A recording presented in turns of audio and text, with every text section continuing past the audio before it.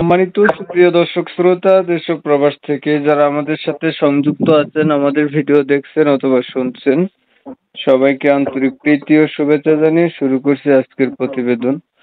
বন্ধুরা, আমার সাথে সংযুক্ত আছে সুইট একটা মেয়ে। তার জীবনের গল্প কথাগুলো তুলে ধরবো আপনাদের সাথে। হাতে যদি সময় থাকে ভিডিওটা না টেনে কন্টিনিউ করেন, বুঝতে পারবেন, মেয়েটার প্রতিবেদনে আসার কারণ সম্পর্কে জানতে পারবেন। কথা না বাড়িয়ে পরিচয় করাইতেছি আপনাদের সাথে। আসসালামু আলাইকুম। ওয়ালাইকুম আসসালাম। আসসালামু আলাইকুম। ওয়ালাইকুম আসসালাম। কেমন আছেন আপনি? ভালো আছেন? জি আলহামদুলিল্লাহ ভালো আছি। আপনি ভালো আছেন? এই তো আলহামদুলিল্লাহ ভালো আছি। ভালো আছেন, ভালো থাকবেন, ভালো থাকাই কামনা করছি। তবে শুনতে চাচ্ছিলাম আপনার প্রতিবেদনে আসার কারণ কি ছিল, কেন আসছেন? প্রতিবেদনে আসার একটাই কারণ, আমার স্বামী মালয়েশিয়া প্রবাসী ছিল। আমার বেবিটা প্রেগনেন্ট থাকা অবস্থায় আমার স্বামী মালয়েশিয়া গেছে। পরে ওইখানে যাওয়ার 4 মাসের মাথায় দুর্ঘটনাবশত কন্ট্রাকশনের কাজ করতে ওইখানে মারা গেছে। তো আমি চাইতেছি এখন এমন একটা মানুষ আমার পাশে দাঁড়াক যে আমার এতিম বাচ্চাটারে তারা সে নিজের সন্তান মনে কইরা জানি কি পাশে ঠাঁই দেয়। আমার মা নাই, বাবা নাই, বড় একটা বোন আছে, বোনের বাড়িতে থাকে। আমি এখন বাবার বাসাতে থাকতেছি, আমার শ্বশুর বাড়িতেও ঠাঁই হয়নি। সেইভাবে তো আমার বাচ্চাটার ভবিষ্যৎ নিয়ে আমার অনেক চিন্তা হইতেছে। তো আমি একা হাতে পারতেছি না আমার বাচ্চাটারে মানুষ করার জন্য। তো চাইতেছি যদি একটা লোক আমার পাশে দাঁড়ায়, আমার ছেলেটার দায়িত্ব নেয় বা আমার ছেলেটারে নিজের সন্তান মনে করে মানুষ করে, এই আশাতেই প্রতিবেদনে আসলাম। আগে আর কখনো প্রতিবেদন করছিলেন? জি না, আগে যদি প্রতিবেদন করতাম, যদি এরকম মানুষ থাকতো তাহলে কি আর এখন প্রতিবেদন করতাম? লাইভে কি মানুষ বারে বারে আসে? একবারই তো আসে। একবার আসলেই তো মানুষের মনের আশা পূরণ হয়। তো আমি বারবার কেন আসবো? আপনার পরিবারে এখন বর্তমানে আছে কে, কার কাছে থাকেন?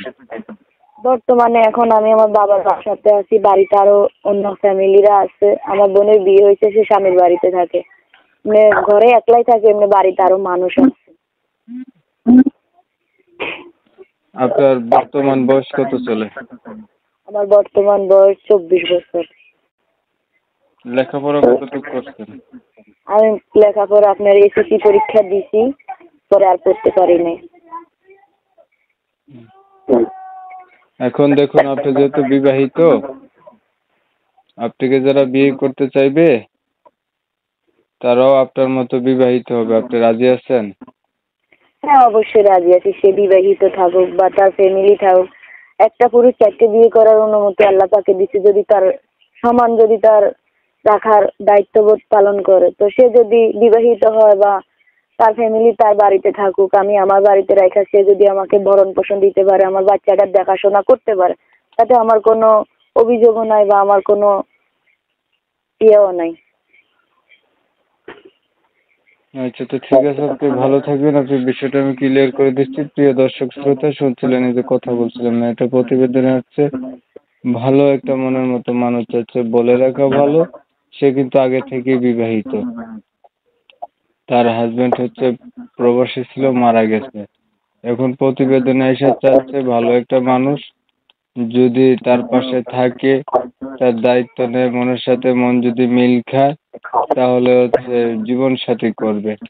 আমি হচ্ছে কমিউনিটি গাইডলাইনের কারণে মেয়েটার নাম এবং ঠিকানা আপনাদের মাঝে নিতে পারিনি, এর জন্য আন্তরিকভাবে দুঃখ প্রকাশ করছি। যারা হচ্ছে নাম ঠিকানা জানতে চান তার সাথে যোগাযোগ করবেন, তার নাম্বার আমি ভিডিওর স্ক্রিনে দিচ্ছি।